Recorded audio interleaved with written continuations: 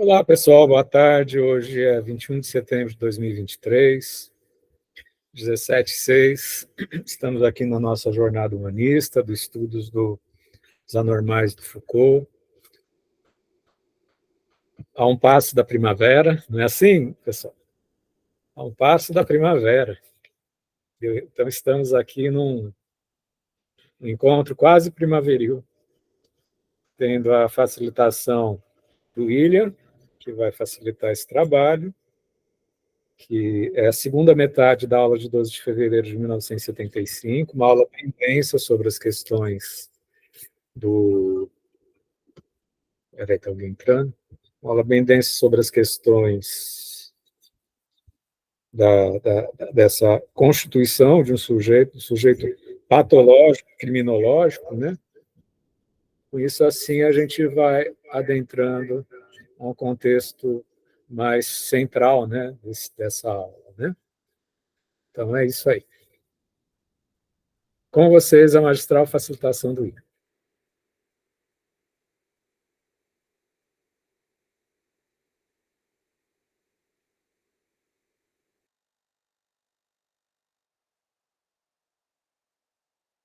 microfone está fechado.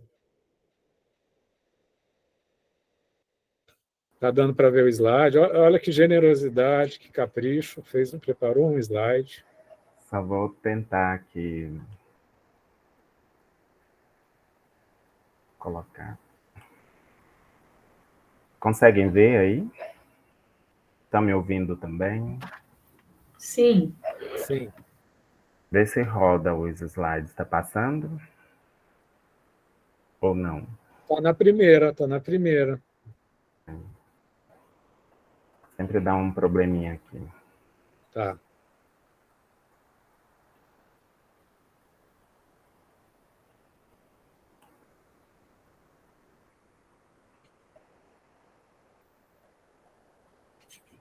Esses dois fundos semelhantes. Pessoal, vou começar a apresentar. Eu fiquei responsável pela segunda parte dos anormais, aula 12 de fevereiro de 1975. Por incrível que pareça, é o ano do meu nascimento. Então, isso tem uma ligação muito forte comigo também.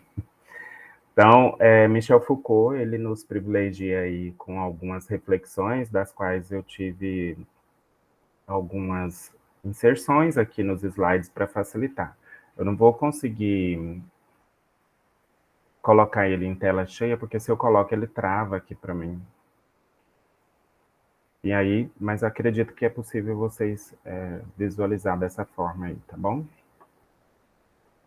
Em relação a essa temática, nós vamos observando que o Foucault ele trabalha aí com alguns elementos patológicos. Dentre esses elementos aí, nós vamos observando que existia aí uma tentativa de fazer uma explicação, ou de buscar, né, ou de se ter aí discursos que explicassem esses elementos patológicos para entendê-los dentro de algumas questões. Então, inicialmente se percebe aí que os achados de Foucault mostram que esses elementos que explicavam as causas patológicas nessa questão dos anormais tinha muito a ver com as relações intrafamiliares, ou seja, quando se tinha aí a questão do não amar a mãe, do judiar do irmãozinho, do bater no irmão mais velho, era uma explicação de elementos patológicos. Então, o sujeito era considerado anormal quando ele tinha esse tipo de comportamento, por exemplo, de bater numa mãe ou no seu próprio irmão. Judiar do irmão mais novo, por exemplo, era uma das causas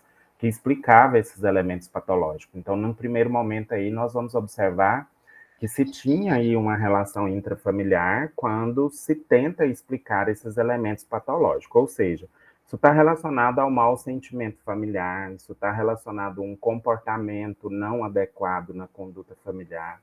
Tem aí também a relação com a troca de sinais de amor pelo aquilo que é ignóbil, né? Por exemplo, não é normal um filho bater numa mãe, isso para algumas pessoas.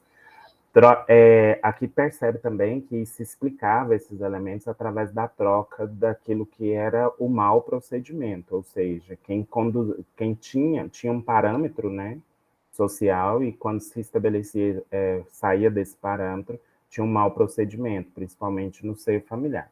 Outro ponto que nos chama atenção aí é o processo de generalização. Depois que se percebe isso, Foucault nos chama atenção aí, especificamente na página 191, ele vai trazer alguns elementos que organizam esse processo de generalização, porque houve aí uma tentativa de buscar entendimentos para as causas patológicas. E o primeiro aí que se tem é o encadeamento da psiquiatria através da regulação administrativa. Então, tem uma tentativa aí de explicar a psiquiatria por meio de uma questão administrativa, ou seja, uma demanda política. Então, essa demanda política, ela aí vai fazer com que a loucura possa aparecer aí sobre um fundo de verdade comum, mas sobre um fundo de ordem coercitiva, ou seja, cria-se elementos para a administração da psiquiatria que explica que aquelas pessoas exercem uma má conduta e poderia aí ter aí estatutos de ordem política para designar comportamentos adequados ou não. Então, aí também ele retoma nessa questão da administrativa, lá na página 197, quando ele fala que a loucura, ela faz parecer aí mais um fundo de verdade comum, porque tem como ser administrada. Um segundo processo de generalização que nós observamos aí é através da forma da demanda familiar da psiquiatria, ou seja, se observa aí a família consumindo a psiquiatria. Então, além de explicar através da administração, se explica aí também a família consumindo a psiquiatria, ou seja, isso passa a fazer parte da demanda familiar. Então, na página 197 do texto, o Foucault coloca que existe um referencial familiar que faz esse recorte aí da loucura sobre um fundo de sentimentos, de afetos e também de relações obrigatórias, ou seja, no âmbito familiar tinha relações aí que seriam obrigatórias, como, por exemplo, obediência aos mais velhos, respeito aos irmãos. Fora disso, não é um comportamento normal, isso aí é considerado sintomas patológicos. Então, nesse sentido, tem toda uma explicação. Foucault também faz explicação aí de alguns tipos de comportamentos que saem do padrão, como, por exemplo, pessoas ranzinhas, com cara fechada, alguma coisa desse tipo. Já o terceiro processo de generalização, Foucault consegue explicar também que existe o aparecimento de uma demanda política de psiquiatria. Além do aparecimento da administração e do consumismo familiar, tem aí a demanda política da psiquiatria. Isso quer dizer que existe um referencial político que explica essa generalização através da ideia de pensar a loucura como algo isolado sobre uma questão de pensar na imobilidade social. Ou seja, lá na página 197 é possível observar que a imobilidade social explica através de atos políticos que cria aí os estatutos para a manutenção desse processo de loucura. Então, nós vamos observar que dentro desses três mecanismos que generaliza aí, o Foucault consegue aí pensar nesses três processos, criando aí a ideia da patologia mental. Lá no texto, na página 191, nos chama a atenção quando ele fala que existe aí, ele diz assim, tá no segundo parágrafo da página 191, finalzinho dele. Creio que podemos dizer o seguinte: começou a se pedir à psiquiatria que formasse algo que poderíamos chamar de discriminante, um discriminante psiquiátrico político entre os indivíduos ou um discriminante psiquiátrico com efeito político entre os indivíduos, entre os grupos, entre as ideologias e entre os próprios processos históricos. Isso quer dizer que aí vai aparecer aquela necessidade de ter algo para explicar esses processos de generalização através do ideário político. Então, é por isso que, nesse sentido, o Foucault consegue aí estabelecer três momentos que explicam esse processo de generalização. E aí, a partir disso, nós vamos observar os novos funcionamentos do poder psiquiátrico.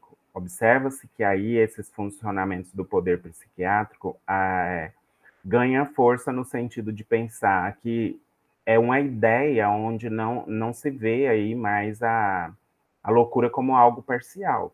Então, abandona-se a ideia da loucura parcial, uma espécie de loucura que só atingiria um setor da personalidade, e a partir disso, nós vamos observar que passa aí a ter outras explicações. Então, é como se fosse uma linha de tempo em que passa a reunir a loucura através de sintomas. Por exemplo, sintomas voluntários ou sintomas involuntários.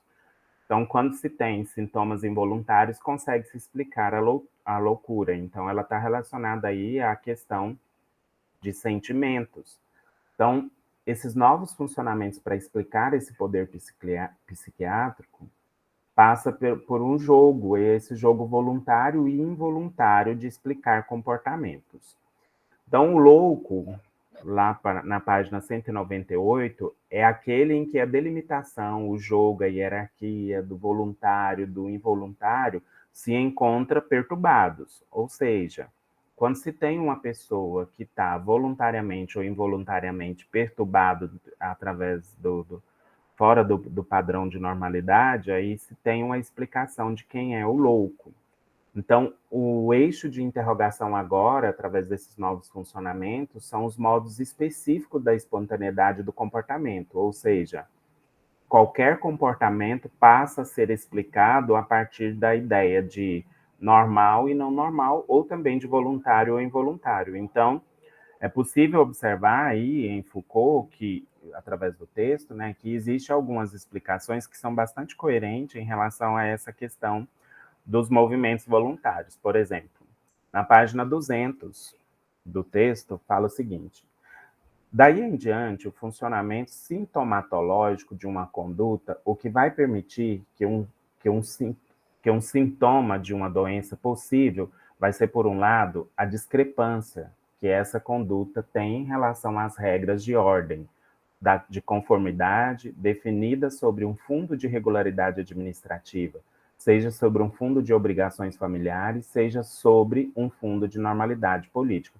Ou seja, aqueles três elementos que ele fala, que generaliza a explicação sobre a patologia da psiquiatria, também são definidas aqui, quando ele fala que existe uma discrepância sobre essa conduta em relação às regras de ordem, de conformidade, que já são definidas sobre esse pano de fundo de regularidade administrativa, bem como as obrigações familiares, bem como também a normalidade política e social que existe. Então, voltando aí para os slides, nós vamos no próximo aí que fala o seguinte: a loucura passa a ser explicada a partir de uma perturbação na ordem, ou seja, na organização do que é voluntário e do que é involuntário, ou do instintivo ou do automático. Então, quando se tem comportamentos dentro dessas concepções, se percebe aí que existe uma possibilidade de tratar como patológico. Então, nesse caso, o Foucault traz um exemplo. Então, aqui nos slides você acompanha aí comigo o exemplo. As alucinações, os delírios agudos, a mania, a ideia fixa, o desejo maníaco, tudo isso é resultado de um exercício involuntário. E esse exercício é involuntário e predomina sobre o exercício voluntário. E, como consequência, isso gera um acidente mórbido do cérebro, ou seja, vai ter aí comportamentos desviantes do que não é normal. Por isso se explica o que é patológico. Então, essa é a ideia que o Foucault coloca. E aí nós vamos ver aí algumas direções da psiquiatria. A partir disso, começa a se perceber aí que já existe explicação para questões patológicas.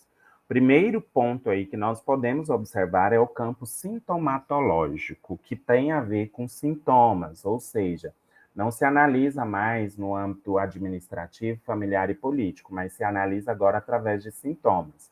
A psiquiatria vai poder fazer valer como sintomas de doença todo um conjunto de fenômenos que até então não tinha estatuto na ordem da doença mental. Isso está previsto lá na página 200, ou seja, isso vai dizer que existe um conjunto que pode explicar e criar um estatuto de ordem da doença mental. Esse conjunto está relacionado a sintomas. Então, nesse caso, nós vamos observar que alguns sintomas podem ser explicados no sentido de pensar o seguinte, aí basicamente eu estou na página 203. Tudo que é desordem, indisciplina, agitação, indocilidade, caráter recalcitrante, falta de afeto, tudo isso pode ser psiquiátrico agora, ou seja, tudo está relacionado a sintomas. Então, não se explica mais através de uma questão administrativa, familiar ou política, mas se explica agora as causas patológicas da psiquiatria através dos sintomas. Então, tem aí uma concepção de sintomas. Por outro lado, também tem aí a criação ou o uso da norma. Então, o segundo ponto aí que o Foucault coloca, especificamente na página 204 do texto, é que vai ter a necessidade de se criar o uso da norma, ou seja, a norma como regra de conduta e a norma como regularidade funcional para explicar a patologia neste caso. Então, aí, através disso, cria-se o estatuto de disfunção patológica em relação ao que é normal. E aí nós vamos observar também a interação da área da psiquiatria com a medicina, porque aí já tem como linkar esses elementos para construir aí explicação para a má conduta, explicação para o comportamento desviante, no sentido de que, através dos sintomas, se cria elementos para medicação ou para explicação. Então, nesse sentido, observa que a psiquiatria não tenta mais se explicar sozinha. E aí, para fechar esse raciocínio que eu consegui extrair do texto, tem aí a ideia de que a patologia ou a patologia psiquiátrica é uma atividade da psiquiatria que questiona a imoralidade mórbida ou a doença da desordem. Então, nós tivemos aí a explicação, ela pode ser explicada de forma administrativa, familiar ou política. Aí depois, mais para frente, nós vamos observar que ela vai ser explicada através dos sintomas e por meio dos sintomas se cria a regra. Então, quando se tem aí a tentativa de explicar os discursos sobre a imoralidade mórbida ou a doença da desordem, se observa esses elementos. Então, o que se tem hoje? Hoje se organiza uma psiquiatria que podemos definir como tecnologia da anomalia, que é um termo que o Foucault estabelece.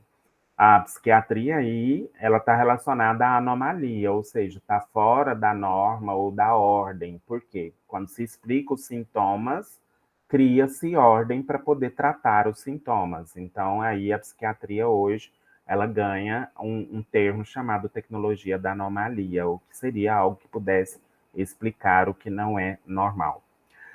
E também, fechando aí com a tecnologia da anomalia, encontra-se toda uma série de outros processos de normalização, ou seja, conforme vai se explicando e vai criando essa tecnologia da anomalia, vai criando ou nascendo outros processos de normalização para essas causas.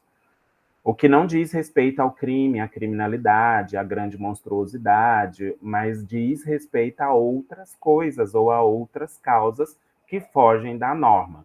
Então, para Foucault, isso é uma forma de explicar o anormal, isso é uma forma de explicar o comportamento desviante ou a má conduta.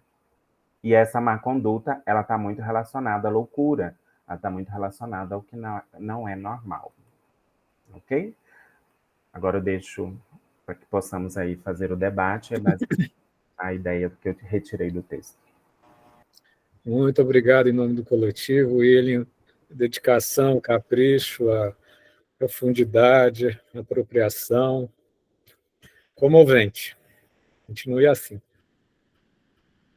Quem gostaria de compor a nossa fala, abrir as partilhas de hoje? Ocupa o espaço que eu sou ansioso, senão eu estou ocupando. Essa obra ela é posterior à História da Loucura? Estão perguntando se essa obra é posterior à História da Loucura. A História da Loucura foi nos anos 60, né? 63. E essa obra é simultânea ao Vigiar e Punir, que é de 1975. É incrível como a questão da loucura permeia a obra do Foucault, seja na arqueologia, que é o estudo dos discursos, como história da loucura, seja nos anos 70, no que se refere às relações de saber e de poder, né? Quem gostaria de compor, gente, antes que a minha ansiedade ocupe espaço? Fabiana, querida, boa tarde, seja bem-vinda. Obrigada. Eu vou compartilhar aqui uma parte que eu achei interessante dessa aqui do livro, né? Que é da página 134, que diz assim: o próprio sujeito ele tem de ser louco para que o sintoma, mesmo o mais singular e o mais raro, possa aparecer. Não há loucura parcial, mas sintomas regionais de uma loucura que é sempre fundamental, muitas vezes inaparente, mas que sempre afeta o sujeito inteiro. Eu achei interessante essa parte. O que você sentiu dessa parte, Fabiana? Então, eu senti como falamos em outros encontros, né, que até vocês diz isso, né, que de louco, assim, temos um pouquinho, né? Em algum momento da vida a gente tem esses momentos e às vezes a gente precisa repensar, assim, certas situações ou rever algumas situações para ver se isso, para nós mesmo, né? Se isso é uma loucura mesmo interna nossa, ou se isso é algo que nos denominam, né? Isso, mais ou menos. E também a questão, assim, dessa construção histórica, né, que ele aponta, né? Isso. Que nos fazem, né? Que nos fazem loucos. Né? A gente é louco em alguma escala porque a gente está dentro dessa escala da normalidade que o William apontou, né, no texto. Eu queria falar um pouquinho, gente. Esse livro eu li, enfim, já dentro, acho que eu li umas 2 vezes, vou usar no meu pós-doc, mas é interessante quando a gente encontra as associações que a gente faz, né? Tem um livro dele, menor dele, que é, por ele mesmo, considerado menor, estou falando da fala dele, né? Doença Mental e Psicologia, que é um livro, um escrito pequeno dele, do fim dos anos 50, começo dos anos 60, antes de História da Loucura. É um certo ensaio que ele fez ainda, ancorado no doutorado dele, né? E que é um livro que ele mesmo renega, tá? Mas que é um livro que tem preciosidades, tá? Ele reclama que ainda tem um fundo de fenomenologia. O que é o fundo de fenomenologia nesse outro livro, para eu chegar aqui nos anormais? Que é a coisa do eu percebo, do eu sinto, né?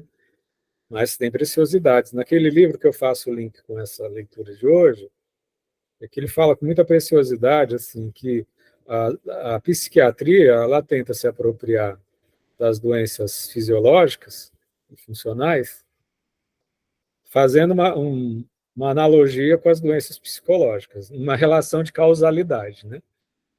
Então, antes o indivíduo tinha uma dor de estômago, então ele vai fazer a correlação da dor de estômago no seu jogo de causa e efeito e vai tentar, de alguma forma, criar um jogo de causalidade para um delírio. E que isso seria de outra ordem, o delírio é de outra ordem, não é da ordem do estômago e do intestino, entendeu? Né? Ok. E mostrando... Na internet sobre o que seria de outra ordem. Dê Ah, uma olhada. Meu Ciro começou a falar aqui.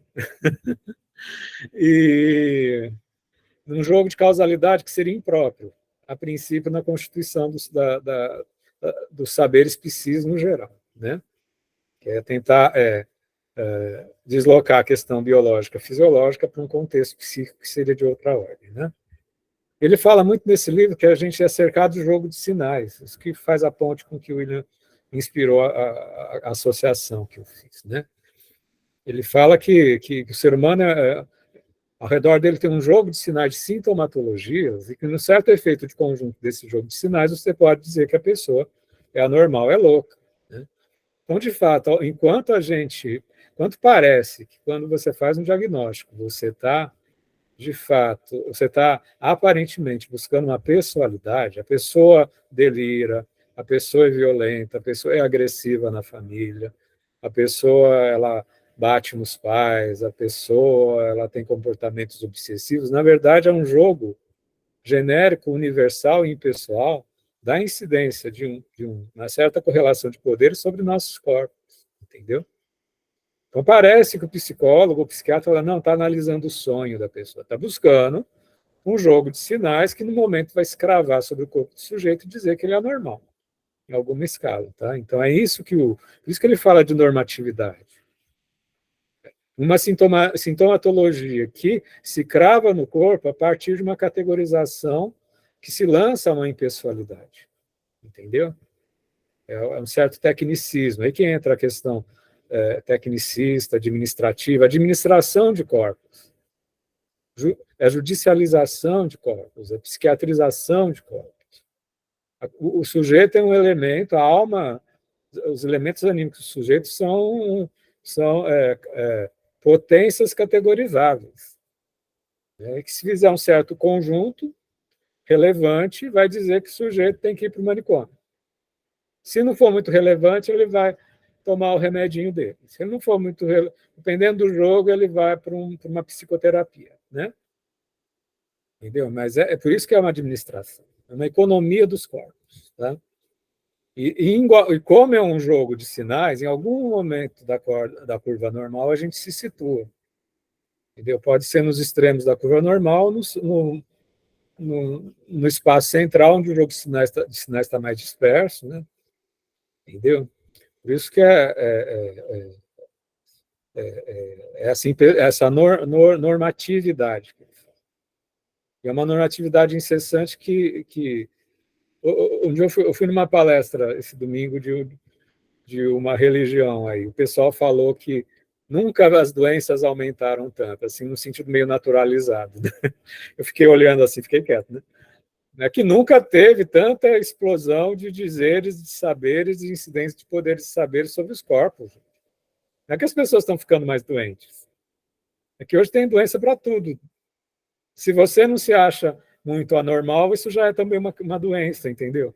Se você não se acha doente, isso também é considerado uma doença. Então, gente, para vocês terem uma noção, não é que as pessoas estão adoecendo cada vez mais. É que a biopolítica populacional do controle dos corpos está cada vez mais incidente, porque é interessante para as relações de saber de poder. Tem um monte de gente ganhando dinheiro, sendo medicalizada, sendo apropriada, né? Sendo sequestrada. Né? Eu sempre digo que psicólogo, psiquiatra, psicanalista são sequestradores de corpos, né? A pretexto de um discurso de alma. É isso é isso que brota de mim, dessa partilha maravilhosa do William, e da fala da Fabiana. Quem quer compartilhar mais? Guilherme levantou a mão. Não, eu estou rindo, mas a minha cristofobia já pede para falar que a alma já é o sequestro do corpo propriamente dito. O que você falou uma fobia aí que eu não entendi. A minha cristofobia apareceu. Cristofobia? É. Cristofobia? Não é Bolsonaro que fala que o Brasil está se tornando um país anticristão. Tá certo, eu sou cristofóbico. Cristofobia. Eu sou cristofóbico mesmo. Eu tenho pavor a Cristo. Porque a alma, por exemplo. Mas é no sentido social ou é uma categoria patológica? Você está sendo medicalizado? Os dois. Eu estou sendo medicalizado pelo meu psicólogo. Oi? Eu estou sendo medicalizado pelo meu psicólogo. Ah, tá bom. Então tá, gente. Vamos acolher o Guilherme, que ele acabou de confessar publicamente o transtorno cristofóbico dele, tá bom? Não, mas a piada era que a alma é o sequestro do corpo. Né? Porque você deixa de viver pelo momento para proagir para uma vida futura. O que vale é a alma, não o corpo. Guilherme, você está falando tanta coisa. Fala um pouco mais devagar, é muita informação, não estou conseguindo nem ouvir. Assim. A alma é, por excelência, o sequestro do corpo. Ao sequestro. Porque você para de viver para esse mundo para viver para o mundo que vem. De acordo com o pastor, de acordo com o médico, de acordo com o influencer, né, gente? Entendeu? Tem influencer que fica dando glow up de saúde, de masculinidade, de feminilidade, né? Coach. Glow up, gente, eu não sabia o que era essa expressão, nem sei direito, mas quando eu vi aquele efebo de 19 anos dando glow up de saúde e tendo 2 milhões de seguidores, eu fiquei, gente do céu. Sério? Chama glow up, entendeu? Não é que glow up, eu sei, de crescer e iluminar em inglês. Glow up número 30. Ele faz uma pose assim e descarrega uma pseudo-sabedoria. Glow up número 32.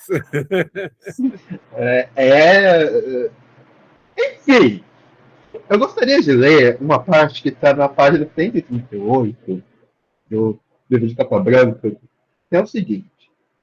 Temos, portanto, de um lado, uma espécie de explosão do campo sintomatológico que a psiquiatria se atribui como tarefa percorrer na direção de todas as desordens possíveis da conduta. Nossa, isso aqui é um englobamento muito bonito, né? Todas as desordens possíveis da conduta.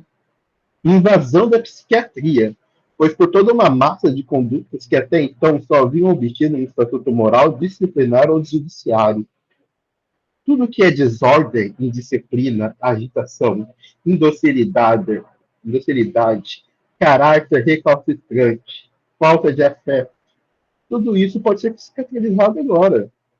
Ao mesmo tempo que vocês têm essa explosão do campo sintomatológico, vocês têm uma ancoragem profunda da psiquiatria na medicina do corpo. Possibilidade de uma somatização não simplesmente formal no nível do discurso, mas de uma somatização essencial da doença mental. Vamos ter, portanto, uma verdadeira ciência médica, mas que terá por objeto todas as condutas. Verdadeira ciência médica, já que você tem essa ancoragem pela neurologia, na medicina de todas as condutas por causa da explosão sintomatológica. Ficou realmente... né, Guilherme? Assim... E eu gostaria de continuar. Entre a descrição das normas e das regras sociais e a análise médica das anomalias, a psiquiatria será essencialmente a ciência e a técnica dos anormais, dos indivíduos anormais e das condutas anormais. Gente, se todas as condutas podem ser analisadas, então todo comportamento é, por definição, passível de ser anormal. O que o Foucault está explicitando aqui é algo de tão simples que passa batido. O caráter sintomatológico é histórico. É o contexto histórico-social que define o que é doença ou não. Dessa maneira, plenamente doente ninguém é. A pessoa ela é marginalizada pela sociedade na qual ela vive.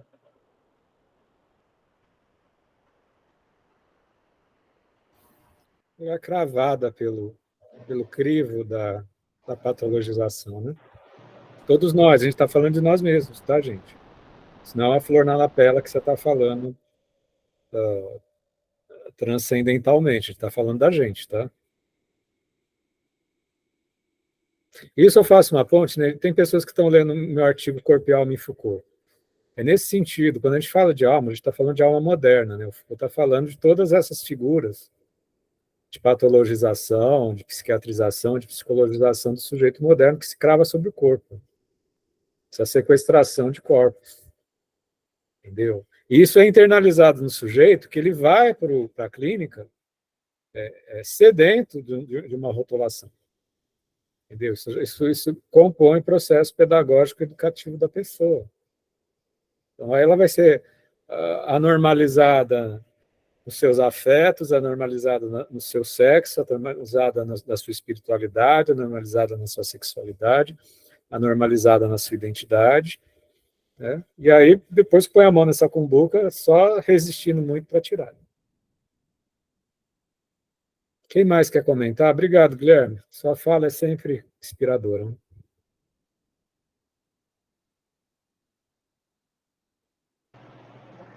Deixando a minha excitabilidade de falar e pegando o gancho do que o William propriamente disse, né? A gente tem uma retroalimentação na psiquiatria, na psicologia, que é uma beleza. Doença surge de qualquer jeito, em qualquer lugar.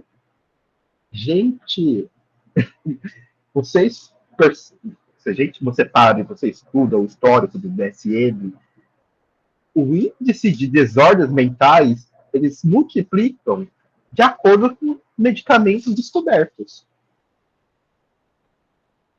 Quanto mais medicamentos você cria, e olha lá, tem algumas pesquisas recentes mostram que medicamentos psicotrópicos não são lá tão eficientes como eles dizem que são, né? Você precisa criar demanda para escoar esse medicamento. Muito engraçado que, por exemplo, o DSM, se não foi esse ano não, se não foi ano passado, foi ano retrasado, mudou as categorias para análise de autismo em mulheres. Por que eles mudaram isso? Porque estamos tendo muita demanda no sistema de saúde americano. Assim, criaram uma categoria para filtrar mais ainda, para ajustar a demanda do diagnóstico.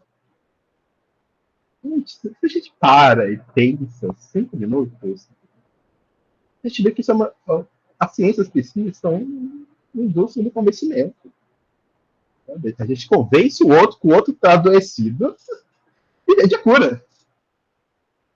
Ou vende a doença ainda também, né? Porque, de acordo com a exposição do Instagram, todo mundo tem alguma coisa, né? E aí, quando a pessoa adere, né, acompanhando o que eu estava falando, né, Guilherme? Quando a pessoa adere, aí é que isso se incorpora, né? É uma incitação constante de incorporação de patologização. Entendeu? Que é uma demanda administrativa política. Sim. Porque exatamente como... Qual é o nome do filho da mãe? Acho que até que eu li, mano.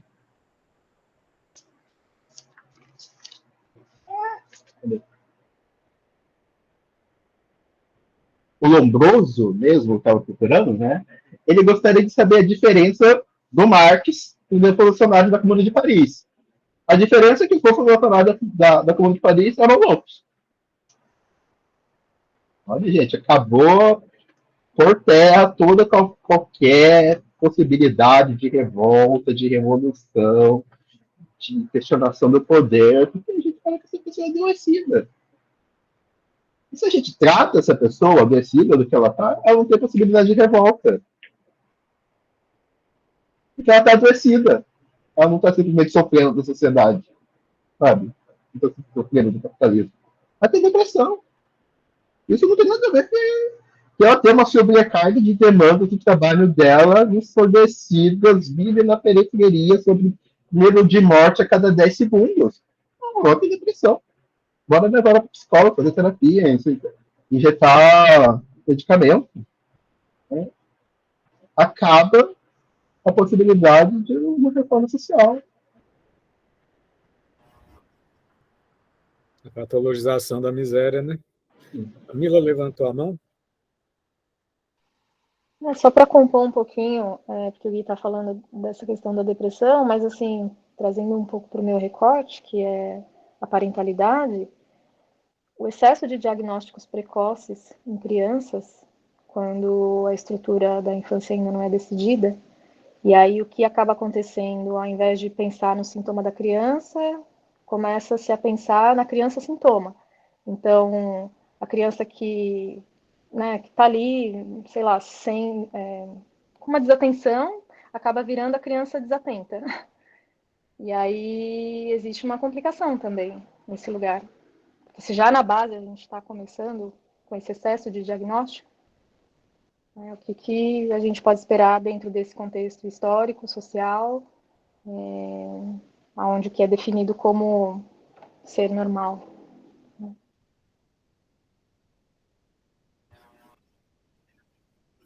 É um encaixe perverso, né, Mila?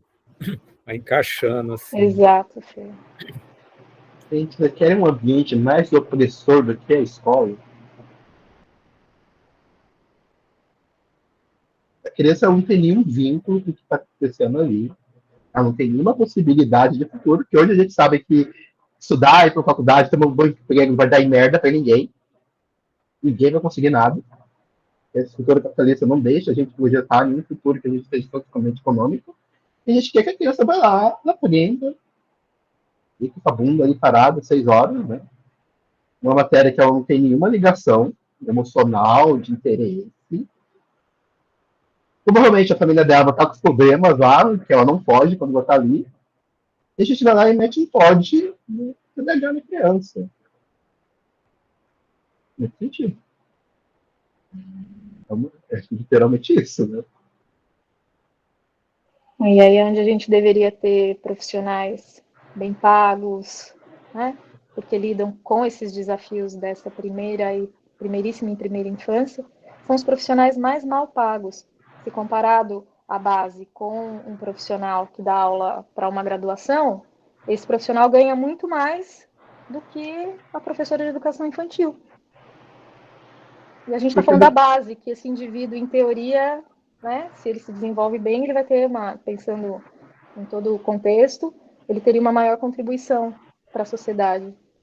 Mas aí a gente não estrutura a base, paga-se mal para os professores da base, né, enfim, uma série de outros desdobramentos.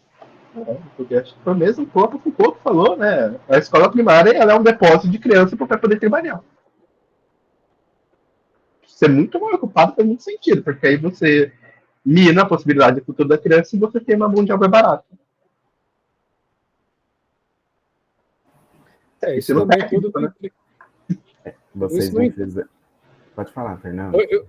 Só uma frase, isso não implica que no contexto das doenças a gente não renegue tecnologias e avanços, etc. e tal. A gente está falando de patologização massiva, sistêmica, impessoal, né?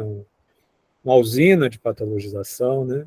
E a gente aí tem que se perguntar qual que jogo que a gente faz, né? Quantas vezes a gente foi incitado para se achar doente psicológico, gente? Para ver doença em afeto, para ver doença em sentimento, né? São embates, né? São embates que também e que têm ressonâncias teológicas, né? Que têm ressonâncias morais, né? O discurso às vezes psiquiátrico é um discurso moralista e que numa linguagem de uma ordem cartesiana vai às vezes ressoar nas metafísicas moralistas religiosas, enfim, são vários sanguessugas e sequestradores de tudo quanto é ordem, né? E fazendo aquele caleidoscópio enlouquecedor na cabeça do sujeito que tem seu corpo à mercê desses interesses, né? William? Não, é porque a fala do Guilherme me provoca e eu fico tentando fugir da área pedagógica, mas me volto para lá. Vocês já observaram o quanto hoje as escolas estão trabalhando com a rotulação de crianças? Então, toda criança hoje é diagnosticada. Então, eu tenho o hiperativo, o TDAH, o TOD, o autista, o síndrome de Down.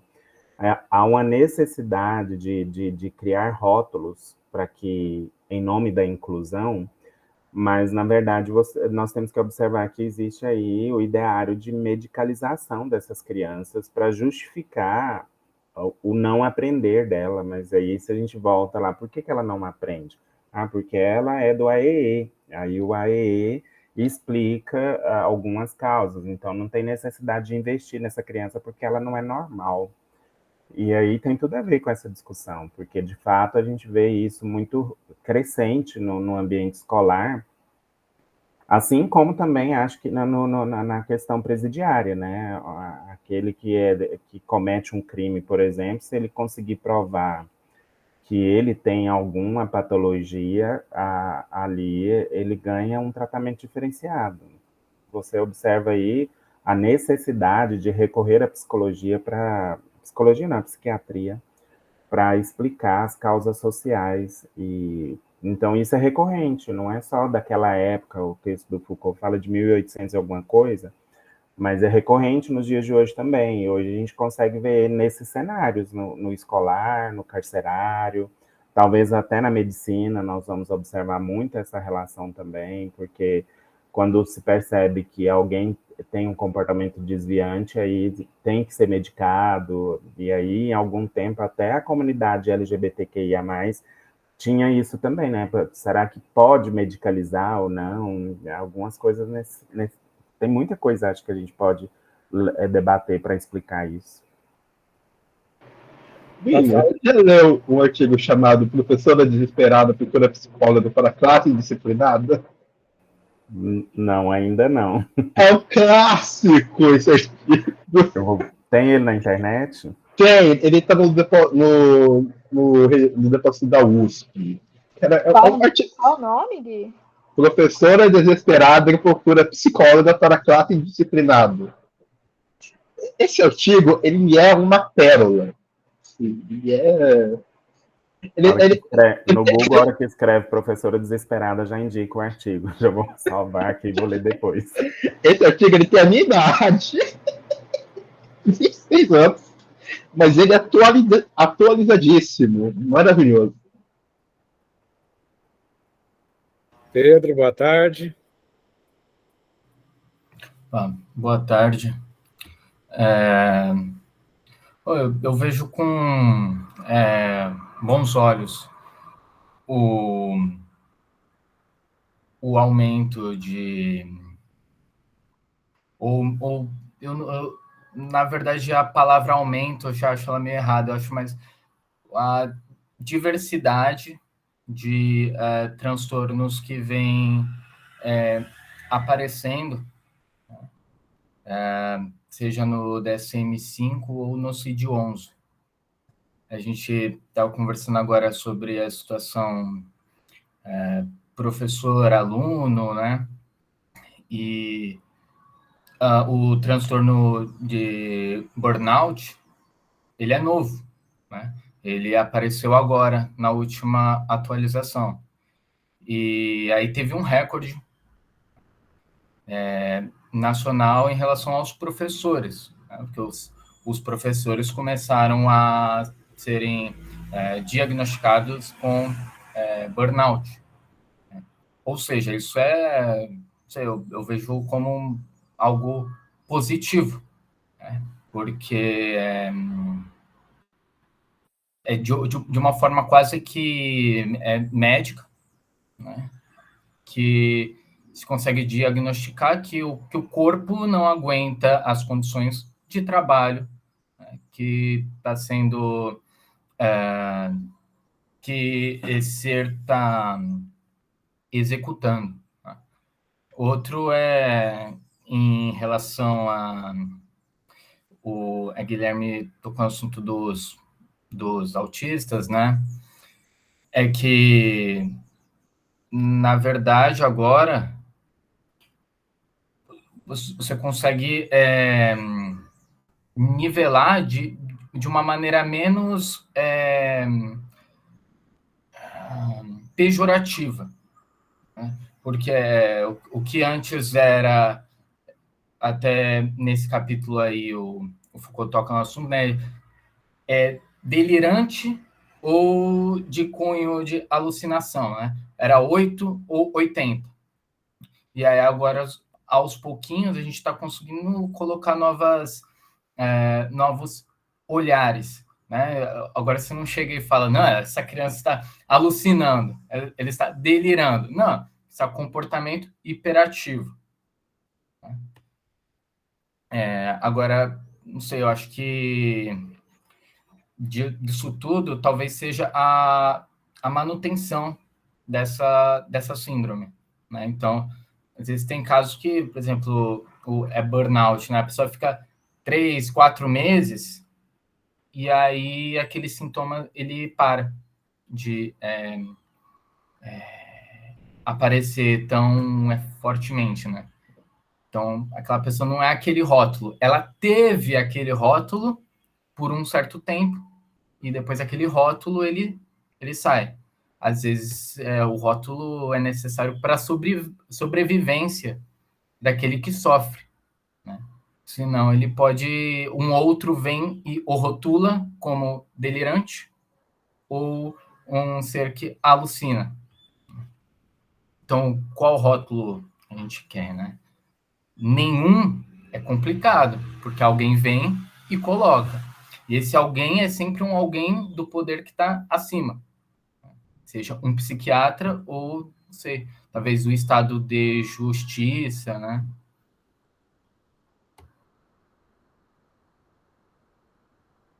A fala do Pedro é muito pertinente, né? Porque antigamente a pessoa tinha esgotamento nervoso, depois tinha estafa, depois tinha estresse, e agora é burnout, né? Tudo jogos de poder, porque dependendo da nomenclatura, a ramificação é mais efetiva, né? Dependendo do campo de atuação, né? Enfim. Mas tinha uma outra coisa que eu ia falar. A fala do Pedro me despertou. Deixa eu ver. Mais uma coisa. Mas daqui a pouco eu lembro. Quem mais quer falar, gente? Compartilhar? Percepção, gente. Não precisa ser conceito. Né? O que vocês estão sentindo? Aqui é partilha, aqui não é aula, não é prova, não é exame, não é congresso. Encontro é partilha. O que vocês estão sentindo? Que o sentimento de vocês está sendo despertado?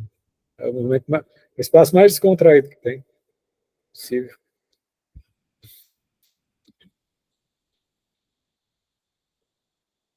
Jéssica? E aí, pessoal, boa tarde. Estão me ouvindo bem? Sim. Primeiro, eu gostaria de agradecer, né, a facilitação do nosso amigo hoje. Foi muito esclarecedora, muito clara. Tá um pouco. Fala um pouco mais perto, Jéssica, por favor. Caiu. Não. Caiu. Jéssica caiu. Caiu também. A Jéssica caiu. A Jéssica está voltando. Pronto, voltei. Oi, agora ficou claro, tá ótimo. Agradecer a facilitação, foi muito incrível, assim, eu tava aqui parecendo rádio, né? Tô fazendo mil coisas e ouvindo, mas assim, foi tão claro que eu consegui até mesmo perceber coisas que eu não tinha compreendido, assim, do texto, né? Eu tô bem no comecinho da graduação, para quem não me conhece aqui do grupo, e de psicologia. Então, assim, tá sendo muito interessante, assim, e esse capítulo também ele vai trazer bastante contribuição nesse sentido, de uma psicologia que não reforce esse tipo de conduta, né? Uma psicologia que caminha, assim, para um viés mais crítico, né? De emancipação do indivíduo, e não de fortalecimento dessa subjugação da subjetividade, sabe? Desse empobrecimento do indivíduo e forçando ele a estar dentro de um padrão. Acho que os textos, os debates aqui, né, dentro dessa perspectiva do Foucault, ele tem me suscitado muito essa reflexão, assim, sabe? De questionar o que é imposto, sabe? Porque na graduação o DSM é uma bíblia, né? Então, você fica muito assim, X sintomas, X doença. E a pessoa que está apresentando esse sintoma, ela tem uma doença. Sim, pouco se questiona, assim, não de modo geral, né? Tem disciplinas e profissionais que vão questionar, óbvio, né? Todos esses movimentos.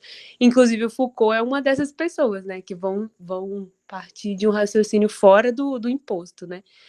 Então, eu acho que é muito útil, assim, está sendo muito útil essa discussão bem no comecinho da graduação, apesar de ser difícil, assim, alguns conceitos, né, algumas falas são um pouco mais difíceis, assim, para compreender em sua totalidade, mas está sendo muito útil, eu gostaria de compartilhar isso, está sendo muito útil para uma pessoa, né, um exemplo, né, me dando como exemplo, uma pessoa no começo da graduação, você ampliar o seu olhar, sabe? Inclusive sobre o que é imposto, sobre o que é tido como referência, assim, né, no tratamento do outro, e tem me apaixonado cada vez mais, assim, por essa psicologia mais crítica, né, que considere mais o social, o histórico, ao invés de seguir essa coisa clínica, né, patologizadora e, enfim, neutralizadora da subjetividade. Era isso. Obrigada, gente.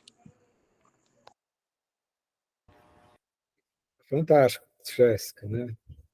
Isso é partilha, né, gente? Quando a gente compartilha afeto, a gente se toca uns aos outros, né? Obrigado, né, Jéssica? E aí a gente tem que se perguntar qual a intensidade da nossa patologização. A fala do William, quando falou de LGBTQIA+, a questão de adoecimento, de patologização, né? Em que escala qualquer um de nós, gente, estaria ou na fogueira, ou no hospício, ou sem emprego, ou hipermedicalizado, né? Por ser quem é, né? Seja qual for o viés de cada um. Né? Onde você estaria?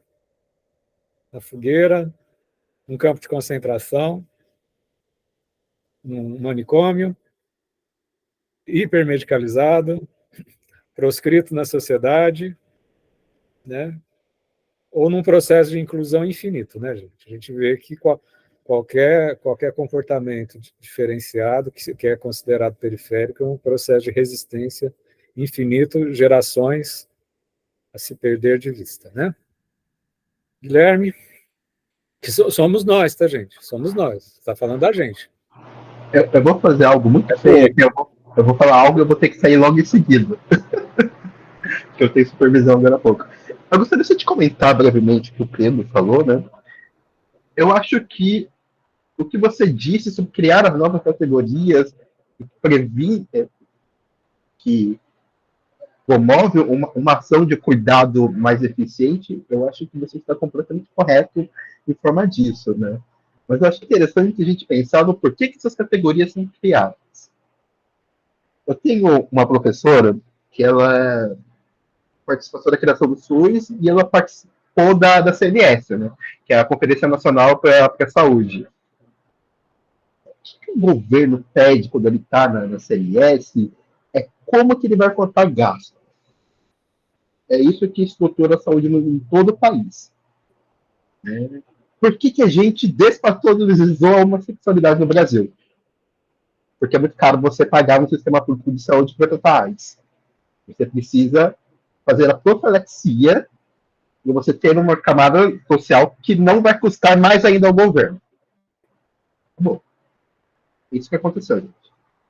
Por que nós vamos criar doenças, entre aspas, né, antes de se piorar? Para você conseguir tratar a classe trabalhadora dentro da medida que ela pode ser tratada, porque ela não gera prejuízo. Por isso que a gente tem burnout, no desgaste do trabalho. Você precisa interferir administrativamente, psicologicamente, psiquiatricamente, num momento do tratamento, para que essa pessoa ela não vire a dar mais prejuízo no sistema de saúde e que ela possa retornar para o corpo de trabalho, antes dela ter uma piora sistematizada. Porque isso é uma ilustração do problema. Trabalhar é insuportável para todo mundo em geral. Sabe? E nós temos, então, e como sempre temos, é psicologia e a psiquiatria como um regime dos improdutivos. O que é improdutivo vai mudar.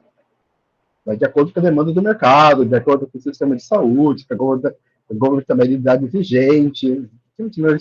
O governo Bolsonaro não está no preste mesmo ter a patologização da homossexualidade de novo. Por quê? Porque é contextual. Aquilo que o governo tiver a intenção de gastar dinheiro ou não, que vai ser dito que é digno de ser tratado melhor. Né? Digno de ser tratado é muito forte, né? Vamos lá, passível de ser interventivo. Isso não desqualifica o sofrimento. A questão é essa. O que o sofrimento precisa ser qualificado? Ele merece apoio, suporte, tratamento, entre aspas. Enfim, gente, eu preciso ir. Desculpa fazer isso. Mas até semana que vem, tá bom? Tá bom, até mais. É que, gente, sofrimento psíquico vem de fora, gente. É isso que o Foucault fala. Não existe exterioridade ao saber. Uma frase do Foucault, segundo Deleuze, tá? Tem um livro que chama Foucault, que é assim, é fantástico, que são artigos do Deleuze a respeito do Foucault. Então é uma coisa assim. Eu não acho que ele está falando do Foucault, eu acho que ele está falando que ele acharia que Foucault foi, né? Entendeu? Tem um livro, procurem aí, Foucault, Deleuze. né? E ele diz que não tem exterioridade ao saber, segundo Foucault, né? Tudo aquilo que a gente olha como essência na gente foi produzido minuciosamente há milênios, né? Vários conjuntos de saberes, religião, cultura, relações de poder, né? Então, o sofrimento psíquico também vem dessa exterioridade dos saberes, entendeu? Para a gente olhar, até a gente olhar para si mesmo e dizer eu tenho esse sofrimento, né? A gente precisa ter um vagar, assim, de ter uma relação epistêmica com o sofrimento. Que produção de saberes faz com que eu olhe para mim mesmo, que crie uma interioridade, e que um olhar reflexivo sobre si mesmo, né? A ponto de você dizer, tá, eu tenho. Tá. Entendeu? Algumas, pegando o exemplo do que o Pedro falou, que a gente chama de autista hoje, o que isso era chamado na Grécia Antiga? O que isso era chamado nos anos 30 do século passado? Entendeu? São rearranjos. São rearranjos. Entendeu? Eu sou capaz de dizer que todos nós estaríamos na fogueira se a gente tivesse nascido no século XII. Não sobra ninguém, gente, porque a gente está pensando pensamentos heterodoxos, né? Entendeu? Nos livramos da fogueira por uns poucos séculos. Pedro. Eu acho que a gente nem precisa ir, assim, séculos atrás. Se você pegar, por exemplo, o que era um autista há 20 anos atrás, putz, você já vai colocar ele facilmente, assim, dentro da psicanálise, uma leitura, assim, uma lente de Melanie Klein, você coloca ali autista e esquizofrenia no mesmo balaio. Você faz uma formação, uma intervenção, uma leitura de comportamento ela usa o termo de esquizomelancolia, né? E principalmente em relação a crianças do sexo feminino, né? E aí, assim, é extremamente equivocado, né? Extremamente equivocado. E aí, hoje, coloca até, tem no CID-11 o TDAH como uma classe de autismo leve, né? Então, o que acontece?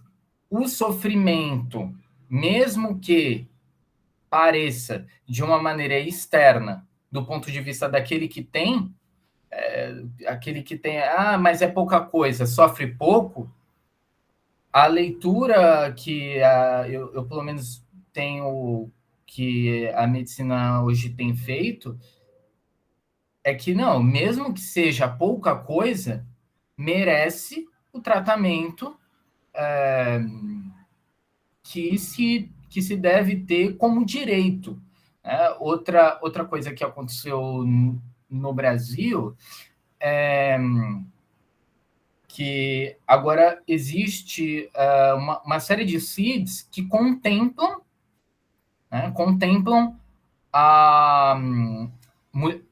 as mulheres grávidas, as mulheres que acabaram de receber o filho, né, acabaram de ter, né, as puérperas. Como? Puérperas. Eu não conheci o termo. Mulheres que acabaram de ter bebê, né? Que podem ter parto imediato. Puérperas. Entendi. Nossa, é um bom termo mesmo. Então, assim, hoje as novas leis dizem que a mulher tem até 1 ano, né, para que o Estado, todos os postos de saúde em volta precisam agir de maneira pró. Por quê? Porque já foi comprovado que existe um sofrimento pós-parto. Mas para umas é mais forte, para outras é mais fraco. Não. Todo sofrimento merece atenção. Ah, mas, putz, então quer dizer que se eu sofrer um pouco, eu vou receber um CID, eu vou receber, eu sou louco. Não, não. Tipo, você tem direito a ser tratado com o sofrimento que tem. Tua fala, que é preciosa, Pedro, me fez associar, assim. Isso que é partilha, gente. Vamos brincar, jogar de associar. Aqui não é aula. Ninguém tem obrigação de fazer conhecimento fechadinho. Eu dei uma aula lá atrás, muito tempo atrás, eu tenho um DVD aqui, época de DVD, que mostrava o nazismo, né? E falando sobre questões cognitivas. Vamos colocar assim, porque é bem contemporâneo. O nazismo, ele tinha uma perspectiva ariana, qualquer pessoa que tinha diferenças cognitivas, vamos colocar assim, era encaminhada para a casa de repouso. A família achava que ela ia estar sendo tratada, mas era também campos de extermínio, tá? Não eram campos de gás, mas era com injeções, etc. e tal, né? Para vocês terem uma ideia, né? E uma pessoa e os médicos davam um diagnóstico para justificar. E aí deram um diagnóstico de que a pessoa teve uma crise renal, que era uma pessoa com um quadro cognitivo diferente, teve uma crise renal nessa casa de repouso que morreu. O problema é que ela tinha doado o rim, ela não tinha o rim da crise renal, né? Entendeu? Né? Então essa questão da diferença é muito séria, gente. É muito séria. É muito séria. Teve um campo de concentração que só sobreviveu um homossexual. Sabe por que ele sobreviveu? Porque ele cuidava dos corpos, né, dos judeus que eram mortos. Ele trocou a camisa dele com a estrela gay para a estrela de judeu. Ele foi o único que sobreviveu. O único que sobreviveu. Porque ele trocou a camisa. Entendeu? Enfim, então é muito sério isso. É muito sério, não faz tanto. Eu estou falando, está falando de situações de 80 anos atrás, não faz tanto tempo assim. Entendeu? Né? Pensar que hoje que a gente fala de cognições diferentes, e que isso às vezes, a gente tem que entender que isso são dispositivos, tá? O que a gente está estudando é patologização, medicalização. Como são dispositivos, eles têm funções estratégicas. É claro que, às vezes, diante de um dispositivo normalizador, patologizador, medicalizador, isso pode fazer uma reversão, as pessoas mesmas. As pessoas se associam. Tem a associação dos autistas. O tema do autismo trazido pelo Pedro é maravilhoso. Porque os autistas criam associações de cidadania, de direitos civis, e vão dizer assim, tá bom, me patologizaram, me medicalizaram, seja de uma maneira sutil ou de uma maneira grosseira, agora a gente vai afirmar as nossas diferenças. Então, tem, assim, reversões, tem dobras desses processos de categorizações. A coisa não é assim tão linear, porque é um campo de embate. Né? E nem é assim a gente ficar fazendo demonizações. Porque se for assim, como disse o William, a gente para de trabalhar. Né? A gente para de trabalhar no lugar, mas tem possibilidade de reversões. A psicologia, por exemplo, eu acho que é um saber que só tem algum sentido democrático quando o psicólogo ou o conselho de psicologia reconhece a história monstruosa da patologia como normalizadora e esquadrinhadora. E muitos psicólogos acham bonitinho isso, normalizar e esquadrinhar, então. Fazer o quê, né? Só mais uma, eu acho que é a minha última fala hoje. O ChatGPT fez um diagnóstico de uma doença rara que a pessoa passou por 7 médicos, nenhum médico identificou. 7 médicos. Era uma doença rara, colocaram os dados no ChatGPT, o ChatGPT localizou essa doença rara. Eu acho isso fantástico, que a pessoa foi tratada. Uau! Mas, assim, eu fico imaginando, eu não tenho conclusão, estou abrindo um tema, uma problematização. O que vai ser a inteligência artificial no processo de patologização e de medicalização? Não, é só um tema, assim, que eu estou inscrito, não tenho um neurônio de pensamento a respeito. Mas o que a inteligência artificial vai fazer no processo de patologização e de medicalização? Quais os embates, né, que vai produzir? Né? Érica levantou a mão.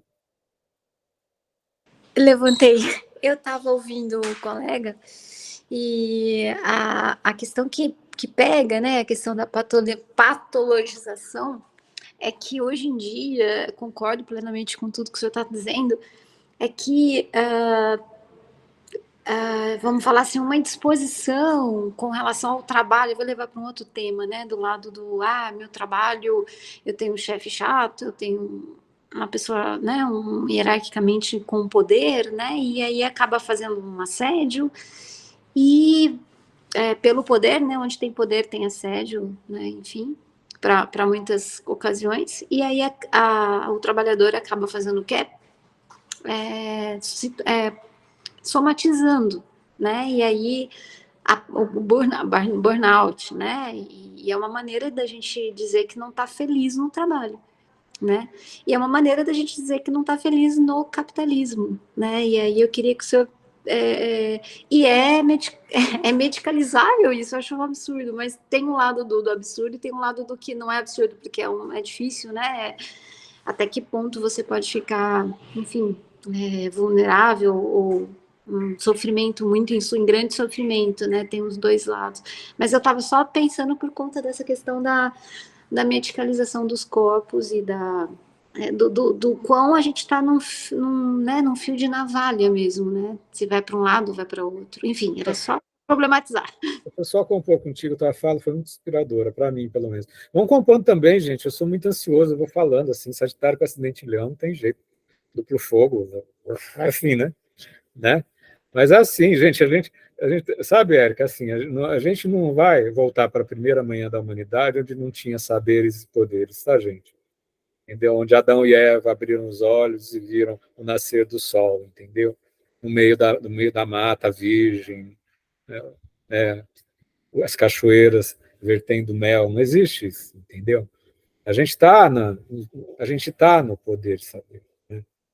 E poder de saber gera instantaneamente resistência, entendeu? A gente não vai dizer assim, não, vamos agora pôr fogo em todos os DSMs, entendeu? Não vai, entendeu? Vamos criar uma igreja de fogueiras, de patologizações. Isso é um pensamento ingênuo, né? Um pensamento meio profético, assim, né? A gente deixa essas profecias para as infantilidades religiosas, né? Mas o que tem é resistência, deslocamento de saber de poder, entendeu? Ocupação de espaços no Congresso, né? As pessoas se agrupando, né? Buscando afirmação das diferenças, entendeu? Processo afirmativo. Assim, a psicologia junguiana é tão bonitinha, né?